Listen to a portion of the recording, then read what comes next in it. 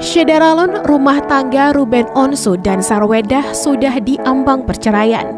Hal ini sangat disayangkan apalagi pernikahan mereka sudah berusia 9 tahun lebih. Sidang perceraian Ruben Onsu dan Sarwendah kembali digelar pada Selasa 6 Agustus 2024. Namun, lagi-lagi Sarwendah sebagai tergugat tidak menghadiri sidang cerai yang digelar di Pengadilan Negeri Jakarta Selatan.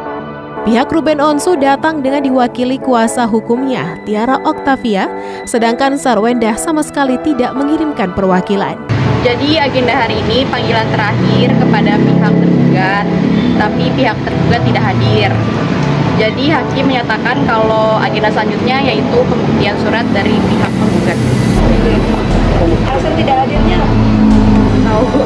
Jadi nanti agenda selanjutnya tanggal 13. Ya. Oke, gitu aja ya. Iya, sudah. Pada awak media, Tiara Octavia menggambarkan bahwa pihak Sarwendah kembali absen di sidang cerainya. Tiara pun menyebut sidang cerai Ruben Onsu dan Sarwendah akan dilanjutkan dengan agenda pembuktian.